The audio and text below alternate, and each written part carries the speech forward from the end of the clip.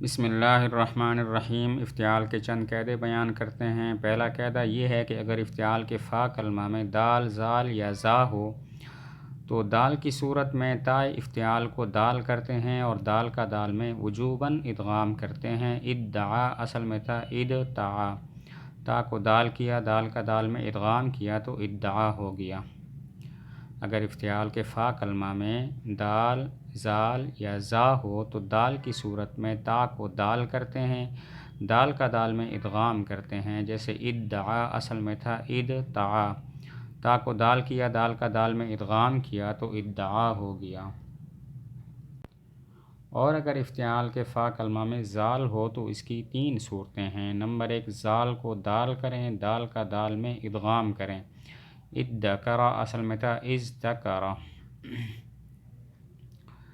تو پہلے تو زال کو دال کیا اور پھر دال کا دال میں ادغام کر دیا تو ادکرا ہو گیا۔ دوسری صورت یہ ہے کہ دال کو زال کریں اور زال کا زال میں ادغام کریں۔ ازذکرا اصل میں تھا ازدکرا، تو دال کو زال کیا اور پھر زال کا زال میں ادغام کیا تو ازذکرا ہو گیا۔ اور تیسری صورت یہ ہے کہ بغیر ادغام کو چھوڑ دیں، جیسے ازدکرا، یہاں پر دال اور زال اپنی جگہ پر ہیں۔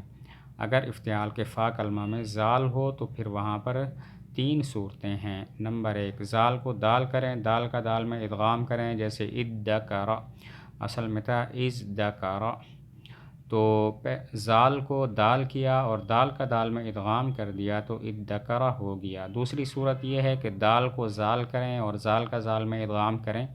ازذکرا اصل میں تھا ازدکرا، تو دال کو زال کیا، زال کا زال میں ادغام کر دیا۔ اور تیسری صورت یہ ہے کہ بغیر ادغام کے چھوڑ دیں، جیسے ازدکرا، یہاں پر زال اور دال اپنی جگہ پر ہیں۔ اور اگر فا کلمہ میں زا ہو تو پھر وہاں پر دو صورتیں ہیں۔ نمبر ایک، بغیر ادغام کے چھوڑ دیں، جیسے ازدجرا، یہاں پر زا اور دال اپنی جگہ پر ہیں، بغیر ادغام کے ان کو چھوڑ دیا گیا۔ اور دوسری صورت یہ ہے کہ دال کو زا کریں اور زا کا زا میں ادغام کر دیں، جیسے اززجرا اصل میں تھا ازدجرا، دال کو زا کیا، زا کا زا میں ادغام کیا، اززجرا ہو گیا۔ اگر افتعال کے فا کلمہ میں زا ہو تو دو صورتیں ہیں۔ نمبر ایک، بغیر ادغام کے چھوڑ دیں، جیسے ازدجرا، یہاں پر بغیر ادغام کے چھوڑ دیا گیا زا اور دال کو۔ اور نمبر دو، دال کو زا کریں، زا کا زا میں ادغام کریں، جیسے اززجرا اصل میں تھا ازدجرا، دا کو زا کیا، دال کو زا کیا، زا کا زا میں ادغام کیا تو اززجرا ہو گیا۔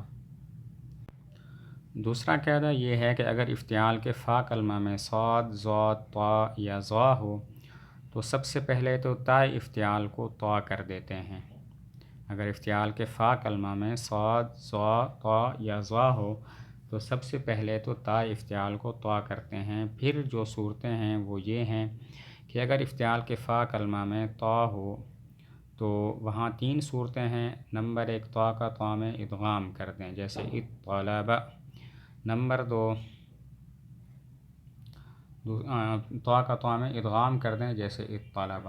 اور اگر فا کلمہ میں ظا ہو تو پھر اس کی جو ہے وہ تین صورتیں ہیں۔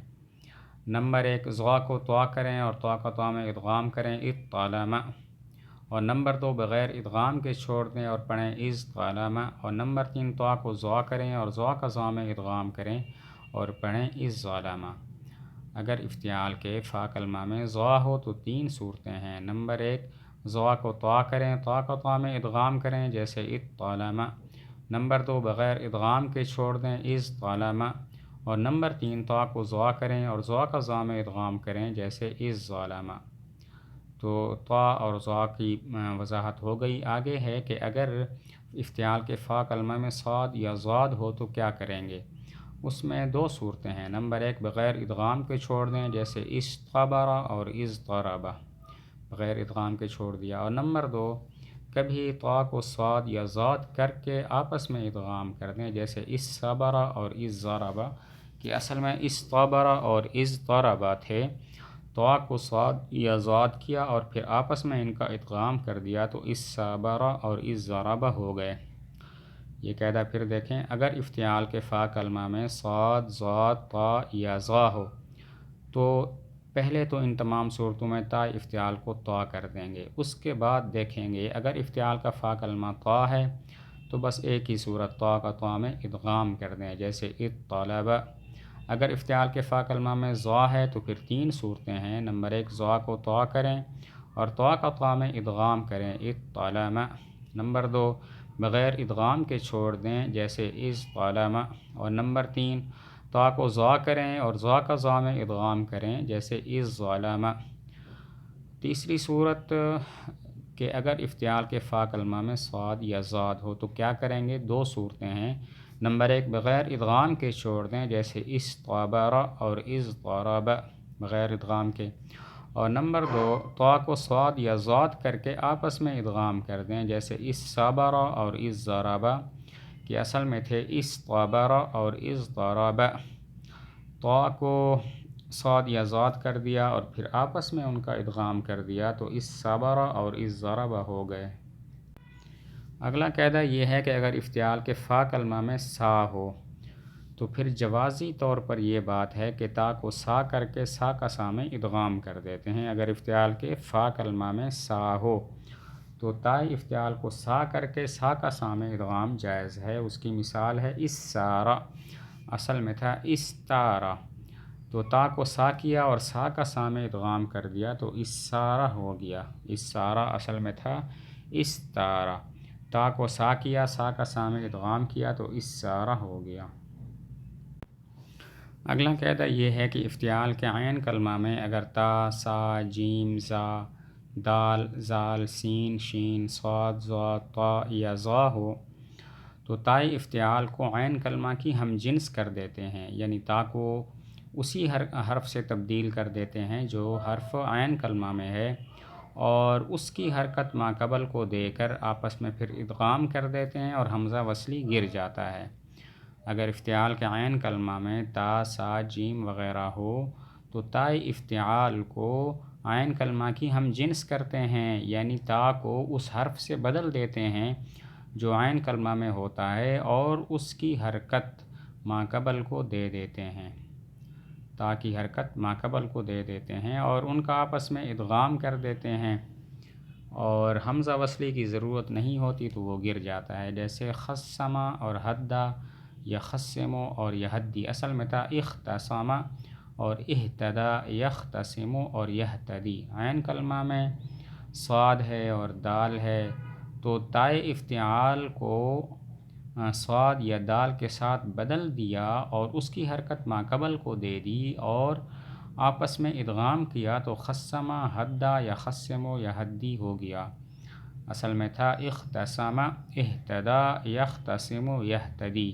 عین کلمہ میں صاد یا دال ہیں تو تا کو صاد یا دا کے ساتھ تبدیل کر دیا اور تا کی حرکت ماقبل کو دے دی اور حمزہ وصلی ماضی میں ضرورت نہ رہی، اس کو گرا دیا تو ہو گیا خصما، حدا، یخصمو، یہدی۔